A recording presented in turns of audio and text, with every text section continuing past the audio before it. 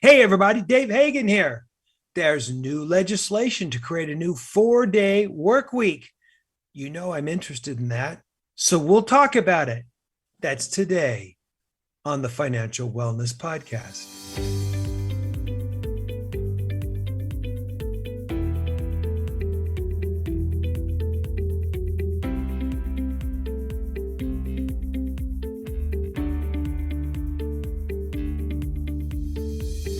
Welcome to the Financial Wellness Podcast, Dave's weekly message to keep you on your path to the financial success.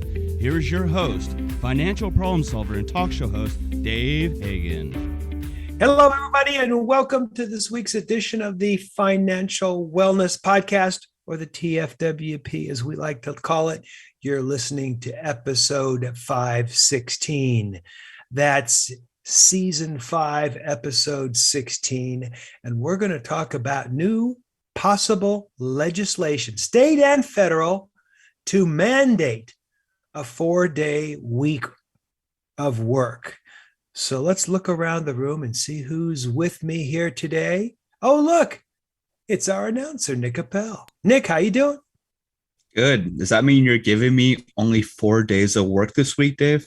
Well, that would be fair. You know, what would we all do with that extra day, that fifth day? I'm sure we could come up with something, right? Hey, if you want to come to the beach in San Diego, cowabunga, dude. Sounds good. Hey, I was down there a couple weeks ago. The wife's firm had some outrigger canoe races. So we went down and over by SeaWorld, and they were out there racing in this flat water. I couldn't help out because I had 10 days before that had my hip replaced. So I was, a slug, but I sat there on a bench and watched all this going on. It looked pretty fun to me. And you didn't call me, Dave. Oh, I know. I am so disappointed. We drove down, she raced, we drove back. What can I say? I wasn't a ball of fun that day, but at least I went along. Hey, you're a busy man. I get it. There we go. So as most of our listeners know, I am forever intrigued by things like work schedules and work conditions and work habits. And we've certainly talked about the 4-day work week a couple of times here on the show. Look, about 18 months ago, 2 years ago, we did a show called the 4-day work week. And the conversation focused around the fact that studies were seeming to show that people would be more productive if they had a 4-day work week. And I think I've related to you before, Nick, that, I'm kind of envious of a relative of mine, a nurse, and she's almost always worked, 4 days a week. Now, admittedly, she works really hard, I think 10 hours on the days that she works. Those are tough days, but, if you're working, those days are mostly shot anyway.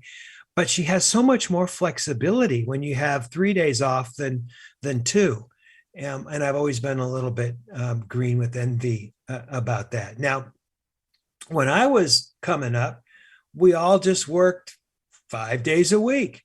In fact, we worked long days. I think I've told the story that when I started with this law firm, we would always leave after the partners leave because we wanted them to know that we were committed and loved the law. And so we would sit there, and of course, once the partners left, we'd clear out too. But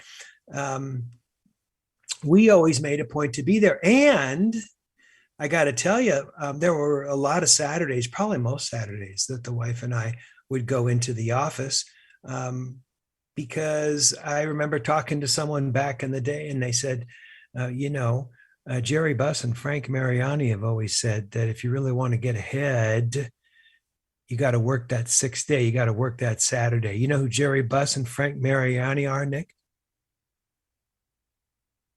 No, not so much. They were the owners of the Lakers. Very good. Now everyone knows that because Winning Time is out, right? I was just going to say, Dave, I think I only know winners. I don't know about this team, this super team, as they say. Team. And I got to tell you, since you brought it up, I had an opportunity one time to have lunch with Dr. Bus and Frank Mariani. And we ate in a restaurant right next to the Forum Club. It was his private lunch place. And they really weren't anything like the way they're being portrayed in the show. You know, Bus was always a riverboat gambler, but he was so incredibly shrewd, not kind of the yokel that they make him out to be. And Mariani was a disciplined man. He was the finance side. And so he didn't have the greasy floppy hair and the big belly running around. I mean, maybe they both had bellies, but not like they're doing it in the show. So, take that with a grain of salt. I thought they were way more interesting and cultured and refined and disciplined than what the show is portraying them as. But we digress because we're going to be talking about the 4-day work week. So there was a report recently in Fortune magazine, and yes, I said Fortune magazine. So you can tell your friends next time you get together, you're going to say, yes, I heard about a piece in Fortune magazine. And they'll go, you read Fortune? And you'll say, doesn't everyone? So Fortune had this article that was about a new bill that was introduced in the California State Assembly known as AB 2932. And as Nick knows, AB stands for Assembly Bill 2932. And that would lower the maximum threshold for overtime pay from 48 hours to 32 hours for companies with over 500 employers. And this would be wild, Dave. Sorry for interrupting. This would be wild for employment attorneys. They would love this. All over the place, right? The two assembly people that co-sponsored it, Christina Garcia and Evan Lowe, they co-authored the bill, hasn't been set for a hearing yet. But the state of California is contemplating simply passing a law that says, look, 32 hours, 8 hours a day for 4 days is the new maximum work week. And if somebody works more than that, like if they work that 5th day, they're entitled to overtime, typically time and a half. Now, if that's not bad enough, because, California does crazy stuff, the U.S. House of Representatives has something before it that's similar. Congressman Mark Takano out of Riverside, from California, of course, has introduced legislation that, again, would reduce the work week from 40 to 32 hours. And Fortune seems to think, again, when you're with your friends, you could say, well, what I heard from Fortune was that these bills are unlikely to pass. But it could. I mean, it could pass in Cali. I mean, anything happens out here in Cali, but it raises some interesting observations. And of course, I can see the look on Nick's face as a critical thinking lawyer now. He's like, what the hell? How is this going to change things? What are the opportunities to look for unclear issues? What are the litigation downsides of this kind of thing? But I think it's going to create some problems. But here are some interesting observations, at least from me. One is, we don't work that much, even at 40 hours a week. During the industrial age, heck, everybody worked 12 to 15 hours a day, 6 days a week. That was the norm. Now, I don't know about you, but that doesn't sound like any fun at all. And these weren't desk jobs typically. This was, making stuff in a factory, putting blanks in a stamping machine, heating stuff up, cutting stuff up. These were tough jobs. But could you imagine, Nick, 12 to 15 hours a day, 6 days a week? Dave, I think you have to do whatever your employer will pay you. And if you don't like that employer, then work for someone else. Well, of course, go work for someone else or create your own job, right? The old Facebook thing. Who was the actor who said that to the Winklevoss or the Winklevi? I think it was Jesse something. If you don't like, here at Harvard, we don't teach you necessarily to go out and get a job. We teach you how to figure out how to make your own job. Interesting perspective from the dean at Harvard. But man, we used to work a lot, and the 8-hour workday was only recently done, and it was considered kind of radical. In 1914, Henry Ford, yes, that Ford, doubled the pay for his workers, and reduced the workday from 9 hours to 8 hours. And people went crazy. They said, "What the hell are you doing? We got these people working these long, hard hours." And he said, "No, I think that we can get enough done in that period of time. And I want my people to have money, and I can sell these cars like crazy and still make money. So I'm going to pay them twice as much, and we're going to reduce the workday." And as time went along, studies seemed to show that 8 hours, at least in production jobs, was about the peak of production. After that, people started to lose focus. After that, people started to incur more injuries, which are always expensive for a business, especially workers' compensation states. But it's expensive to have your people get hurt. You don't want to have that happen. And after 8 hours, it seemed to happen with higher frequencies.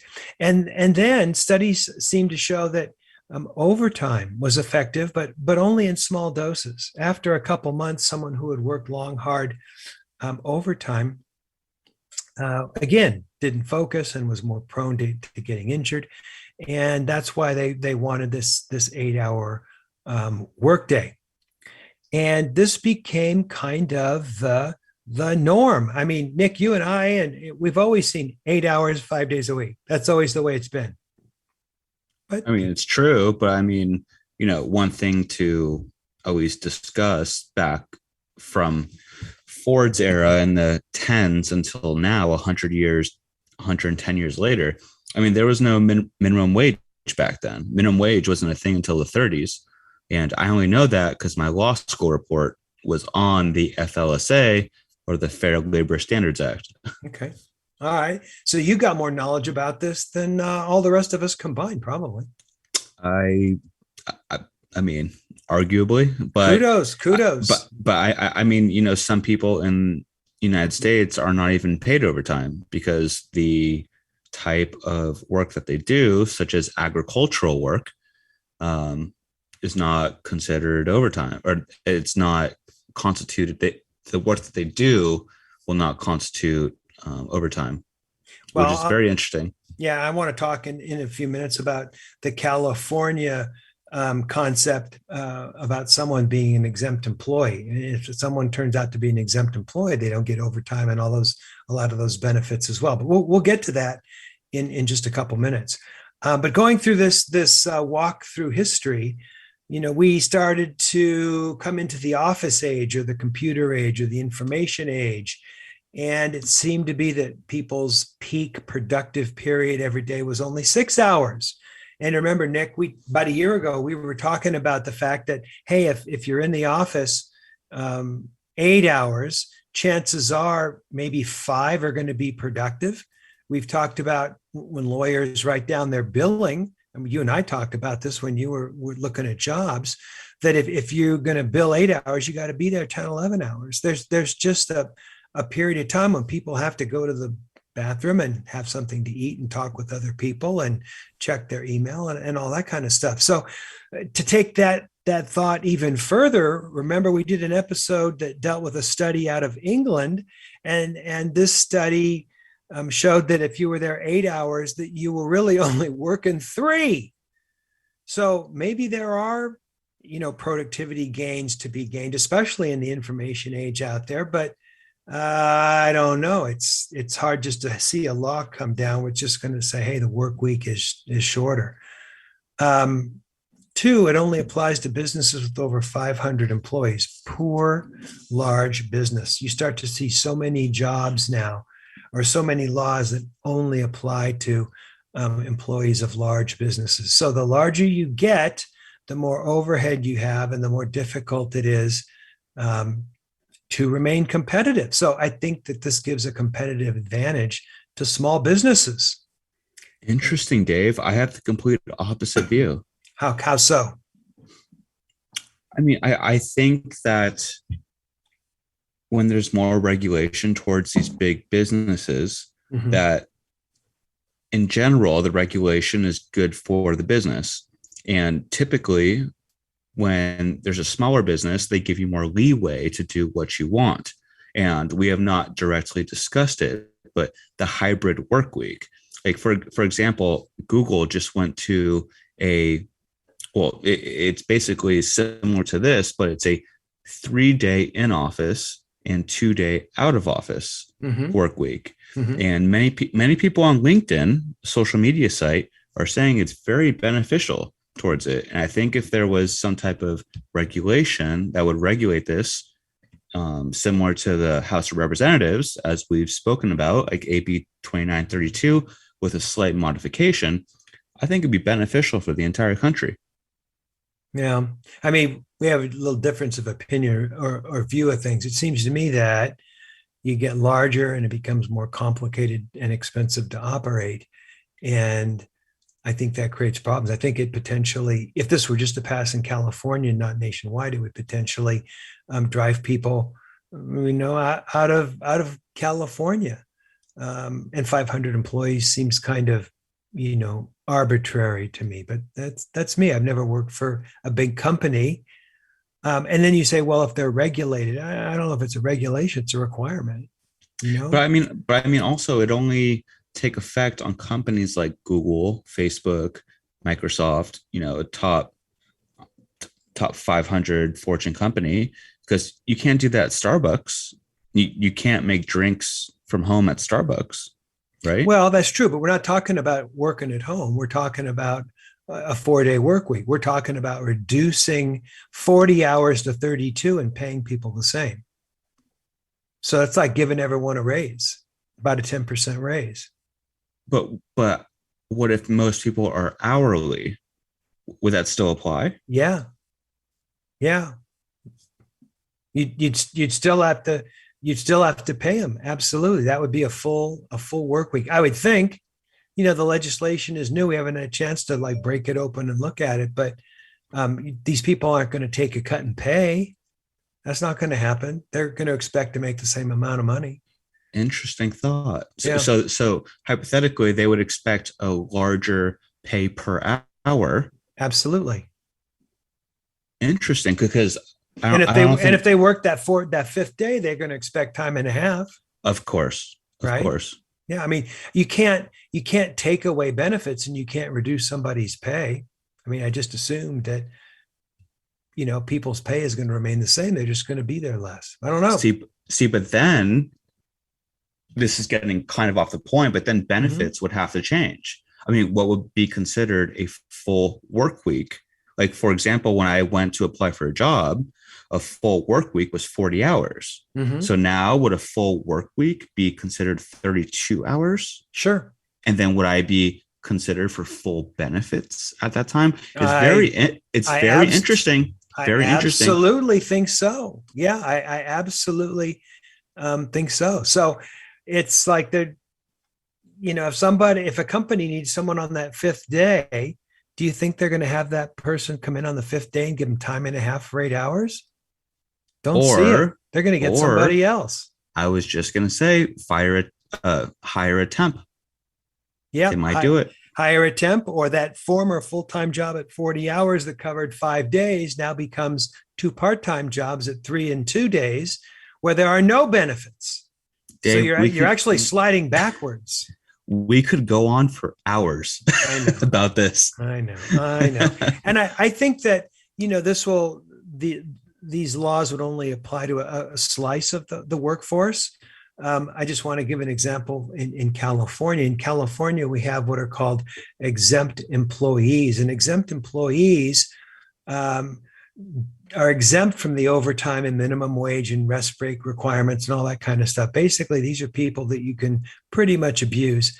And my God, exempt employees, of which you're one, Nick, there are 3 requirements. One, that they have to have a minimum salary, and that's got to be twice the state's minimum wage for full-time employment. So it's got to be someone who's making, a nice piece of money, not a lot, but a nice piece of money. 2, the employee has to be performing, administrative, what they call white collar duties, administrative, executive, professional tasks.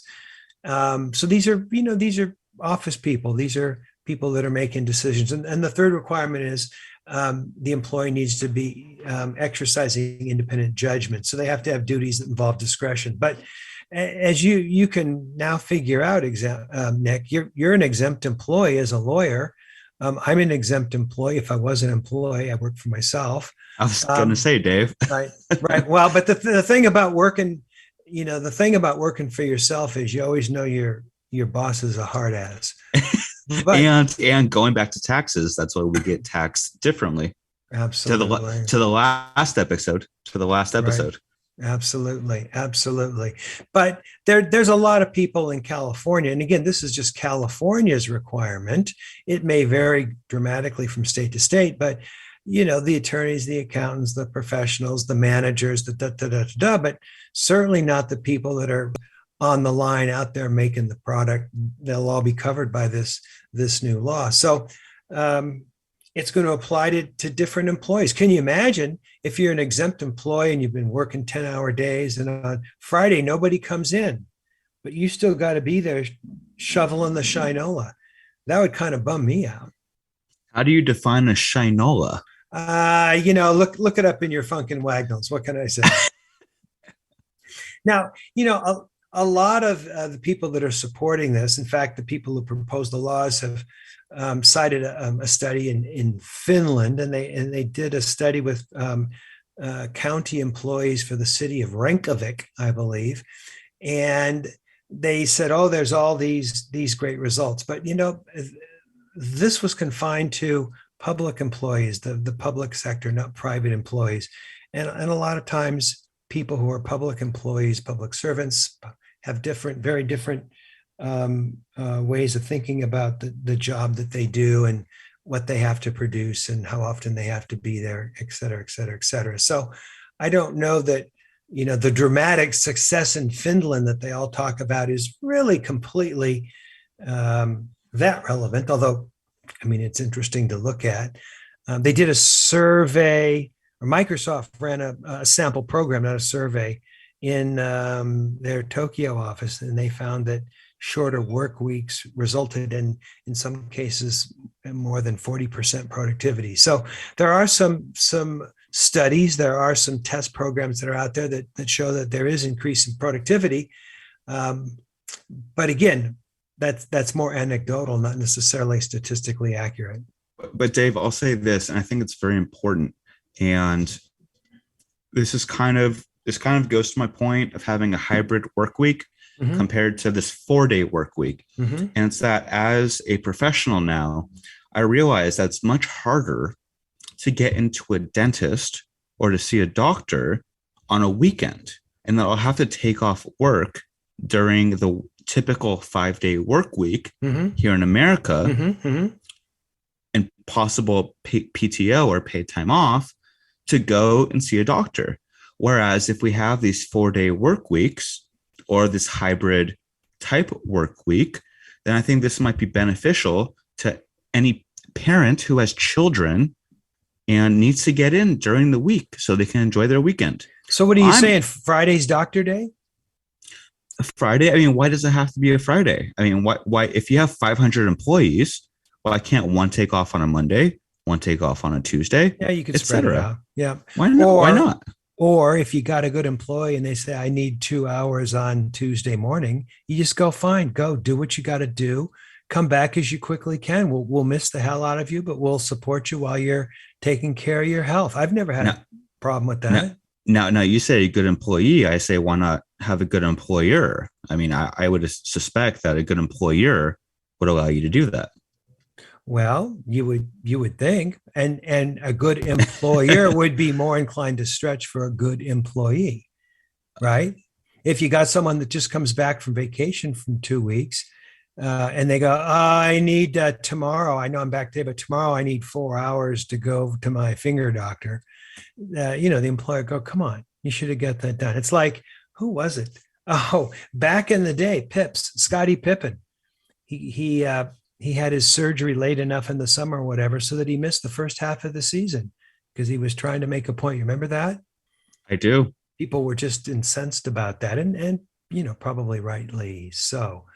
Another thought about this law is it's probably different for businesses. It's a different analysis for businesses that need someone there every day. I was thinking about like Home Depot. If someone was doing a task that needed to be done 5 days a week, and now they only are working 4, you're going to hire someone to come in, you're going to hire a temp. Are they going to do as good a job? I think it's going to make a difference, or would potentially make a big difference for companies that need, people there. Yeah, possibly. A good side effect: people will have more time on their hands to spend their money. Ooh, spoken like a true capitalist, right? When Henry Ford increased wages and gave more time off, everyone thought that he was just crazy. And he said, no, I think my people are going to buy my cars. And they did. His employees could then afford to buy the car and had time to go buy them. And they bought buckets load of those black cars and made Ford a very rich man. So maybe, just maybe a law like this might even stimulate the economy. The consumer buying engine is a pretty strong driver of the U.S. economy. Another insight is, gosh, COVID has changed our thinking not only about where we work, but how much we work. I think we're all looking at that and analyzing that and saying, geez, do I really want to spend my time in a car commuting to work for a little bit more money? Can I do something that I can support myself on something less? Maybe support myself and accomplish my financial goals on something less. It's really changed our thinking, and it's really only been 2 years ago last month that we went down the rabbit hole that was COVID-19. I'm not sure that this law will change things that much for the better, but I do think it's going to cause us to think a lot more. I prefer market forces making these kinds of changes. And that's why we've talked about the Great Recession or the Great Resignation on the show so many times, because it's people usually in the lower earning levels saying, you want to pay me $10, $12 to clean restrooms? Nah, I'm not going to do that. The employer has to come back and go, well, would you do it for 17? Well, maybe. I love those market forces and people's self-respect to their effort and all those things, forcing up the price of those kinds of things that need to be done, and people getting paid really, what it's worth. But Dave, yeah. What about $6.50 gas taxes?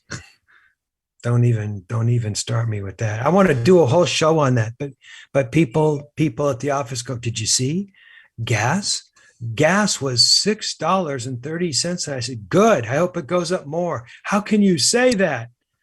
I made sure. Tesla. Well, even before that, I started buying electric cars. We had a couple of the Chevy Volts because, back a couple administrations ago when it was equally high, I said, I'm just not going to leave myself in a position for someone to abuse me like that. So we'll spend a whole nother episode talking about that in electric cars and that kind of stuff. But it's a problem. You go to fill up your car and it's $1.25, $1.50. That's a problem for anybody. But getting back to this market forces thing, there was a study that was done, and they found that 77 or 76% of Gen Z respondents said that a 4-day work week would influence who they want to work for. And if a company is thoughtful enough to offer that in some way, I think that gives them a competitive advantage. I think that's why some of your internet companies are doing this. It seems to be the perks used to be like the indoor slide and the free dry cleaning and the cafeteria and all that. And now they're talking about how many days can I work from home, and can I work for 4 days? And it makes things very, very competitive, and employees potentially very appreciative. So I don't know, just some things to think about. I don't think these laws are really encouraging, really, when you think about a 4-day work week. I think they're just trying to bump up the minimum wage in a back way, which always isn't a bad thing, but at least be honest with it and bump up the minimum wage. And I think it's kind of messing with the natural flow of things, but that's just me. The important thing in my mind is it's starting to change our thinking about the importance of work in our lives. So yeah, just some things to think about. We'll follow up and monitor this for our listeners. We'll talk about it a little more down the line. Whoa, look at the time. Hey, I had this great email all lined up about purchasing art as an investment, but we don't have time for that. We'll save it for next week. Hey, if you're going to be at the Berkshire Hathaway shareholders meeting, give us a call. We'll get together and have an ice cream. If not, I'll tell you about it next time. We'll talk about the email next time. Stay tuned. Thanks to Nick once again. And this is Dave Hagan, and you've been listening to the Financial Wellness Podcast.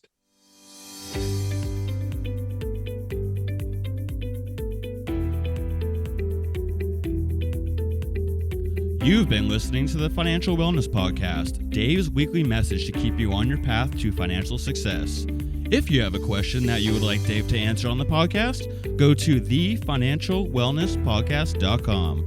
You can leave an audio message with one click of a button, or type your message into the question box. Either way, it's sent right to Dave's phone. Remember, Dave will randomly draw from the submitted questions and pick the winner of a free 1-hour personal conversation with Dave to help you achieve your financial goals. Don't forget to subscribe to the podcast so you receive the new episode notifications, or share the podcast via the app with your family and friends. This is your announcer, Nick Appel, wishing you every financial success.